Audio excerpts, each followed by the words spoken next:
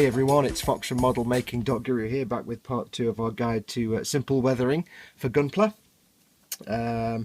Where did we leave off last time? Last time we did the gunk wash and we did some damage.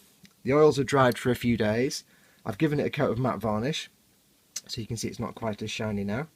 I have noticed about this particular kit, which is the Force Impulse, it's absolutely rubbish at standing up under its own weight with the backpack on. It's just so flexible and bendy that it just wants to fall over a lot. So everything was gunk washed in the Starship Filth, as you saw last time. The only difference was the backpack, which I gunk washed in black because the Starship Filth wouldn't have shown up on the dark grey or black plastic. And the matte coat has toned down the plastic, so it looks a bit more obvious now. It's toned down the stickers as well a bit and makes them blend in slightly. But it looks pretty darn good. So what's next? Next up is some dry brushing. I'll just move him there. What is dry brushing? Well, dry brushing is quite literally brushing a colour onto the model with almost no paint on the brush. I'm going to do this with oil paints. I find oil paints the best colours to dry brush with. You can dry brush with acrylics, but they dry out on the brush really fast. And as I said in the last video, oil paints take a long time to dry, which is why I had to leave this for a few days before I varnished it.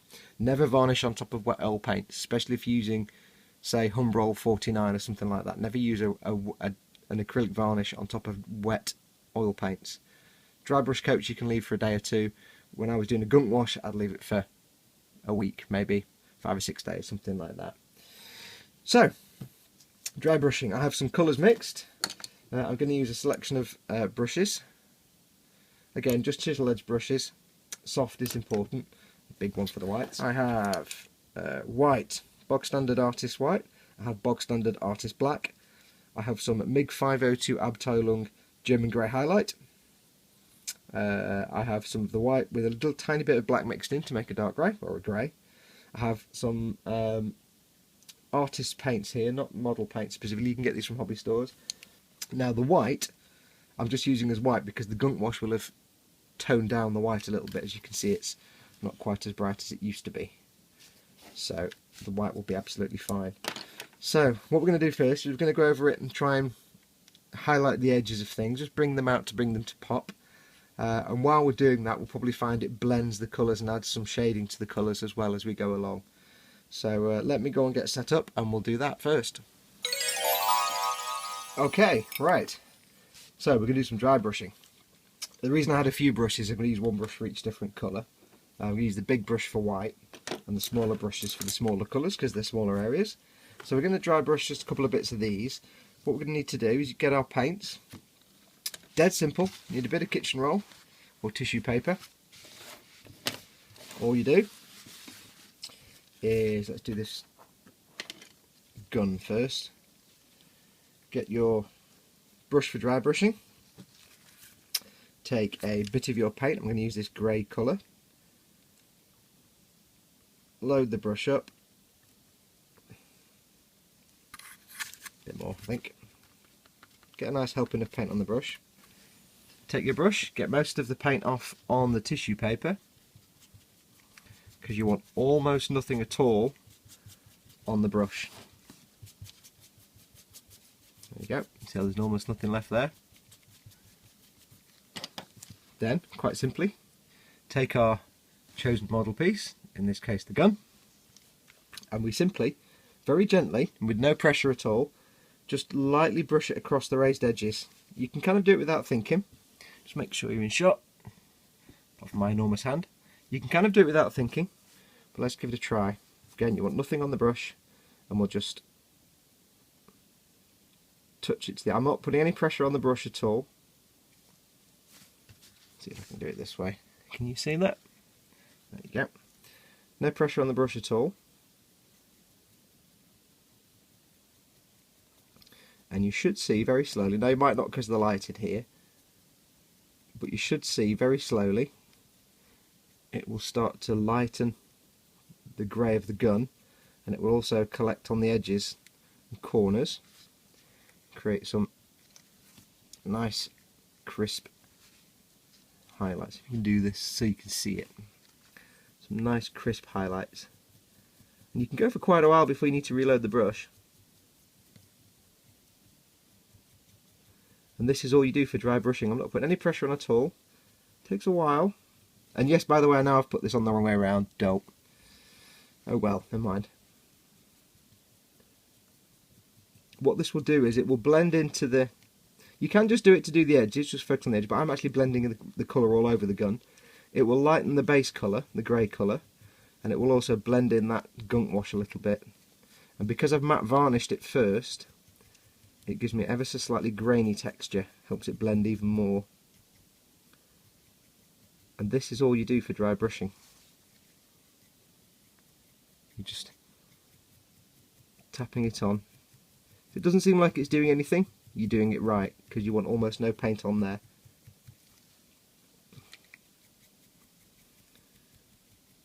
And just work your way along, and it'll basically go over that edge onto here, and it'll leave an unpainted patch here because of the difference in height. And that's how you get a sort of faux shading effect. It also won't go in grooves, so all your grooves will stay dark, while the rest of the gun stays a lighter colour. And you can do as much or as little as you like. And you can do it with different colours. You could do it with a white on here if you wanted a really stark difference, although it will be a bit obvious. Let's just check out, if I zoom in a bit and show you if you can see this, that bit. This is before. Look at the round sort of sight piece here. That's the before. Now let's go and do the dry brushing, and I'll show you the after. See if you can see this. Just very gently go around the edges. I'm not doing the white bit because I'm dry brushing with the grey, and the grey is darker than the white, so I'm just sticking to the dark grey areas.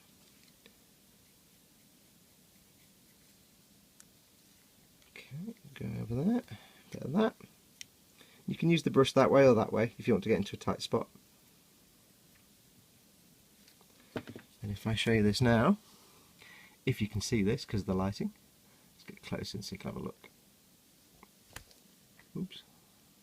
Hopefully you'll see it's now got some raised colouring on there. It doesn't make it realistic, it just makes it more interesting. I mean, you could go to town with tiny brushes and do all kinds of things with dry brushing, but this is what I'm after for this one. For beginners, this is what I'm aiming this video for. It's just a case of making it more visually interesting than a flat grey with a dark gunk wash. And that is a dry brushed gun. I'll post a picture up so you can have a look, but that's basically the procedure. That is dry brushing. And get a closer up shot for you so you can see. Ooh, zoomed.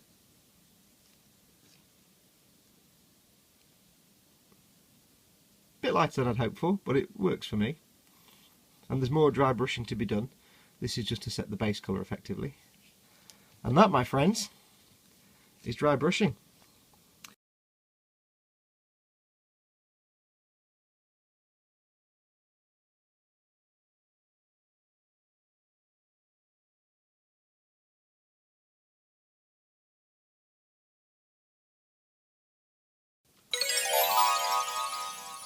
Okay, right, all the dry brushing for that part is done.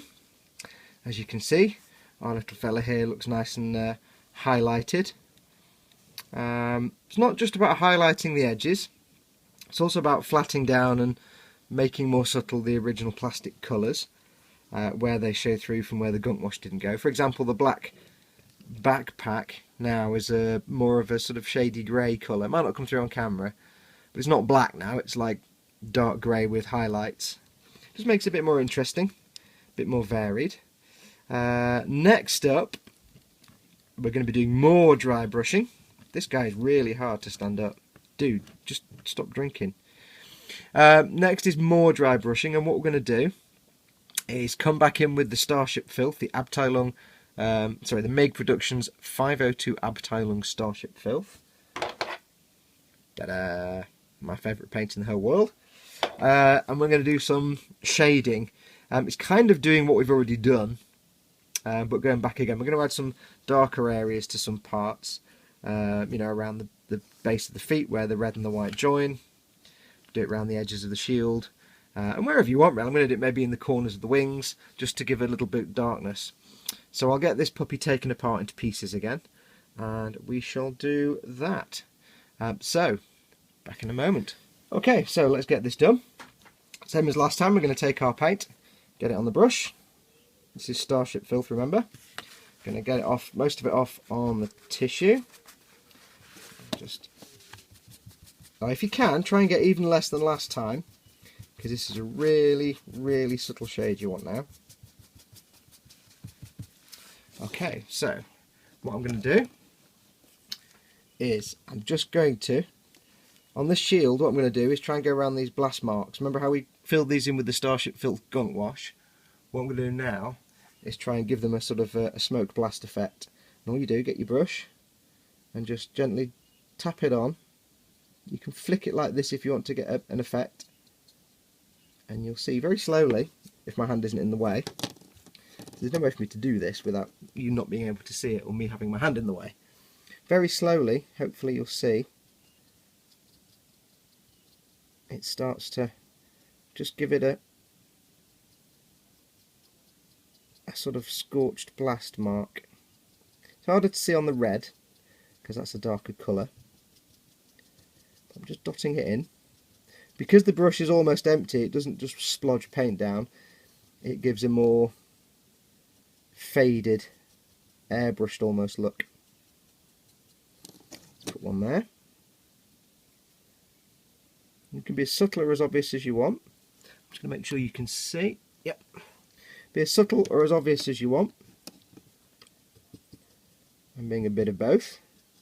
You can also go over the edges again if you want to darken those edges, so not every edge is highlighted. Again, it's not as obvious on the red, so.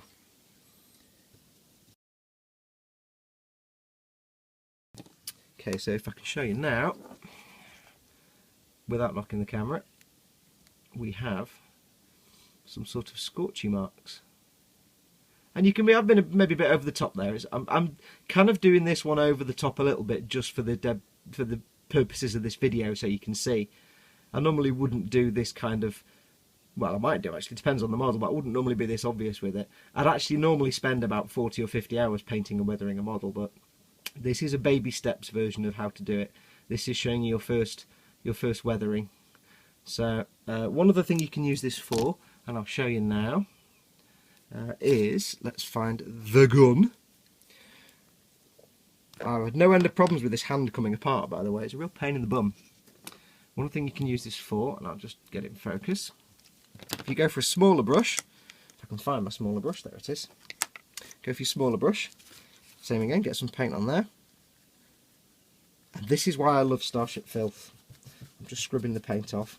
I love Starship Filth because it's not just a grey or a black or a brown. It's a kind of, it's hard to explain. It doubles as a smoky colour. It's, when you put it on thinly, it's like a smoky, mushroomy brown, and it's great for gunshot residue, stains, or general dirt and filth. So what I'll do now, remember the gun we did yesterday? What am I talking about? That's my time, not your time. The gun we did a few minutes ago. One thing I'm going to do here is put some of this shading around the muzzle flash hider.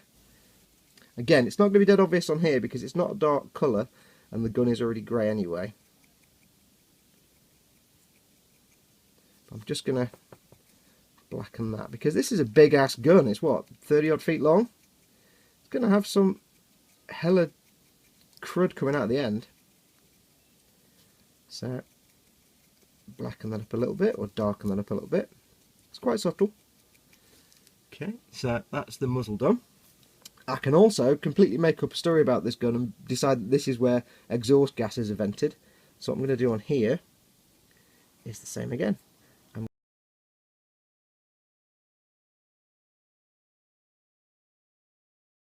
So you probably can't see that on camera, but now we have this nice sort of, if I can get the focus to work, nice sort of discoloured effect.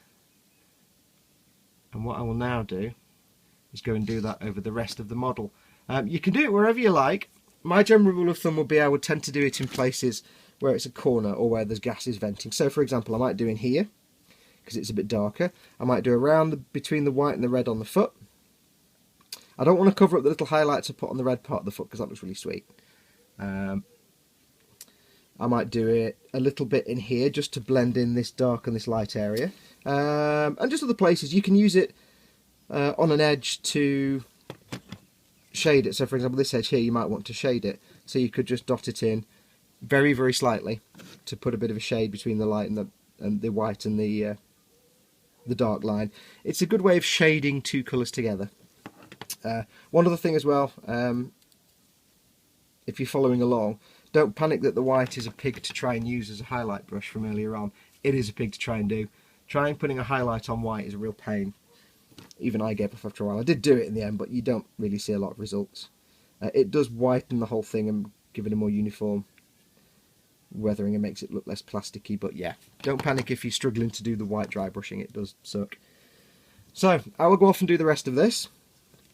And when we come back, I think we'll do one more thing, and that is just a little bit of metallic acrylic dry brushing, and that's just going to be for some little certain areas, such as the gun, where I might want to suggest exposed metal underneath the paint. I'm going to use it very sparingly, but you kind of figured out how dry brushing works. With acrylics, it's basically the same idea. But you have to be even more subtle, and metallics are a bit of a pig. So when we come back, I'll do all this, and when we come back, we shall do a little tiny bit of metallics, and then I think we'll be done with this little introductory course. So leave this with me.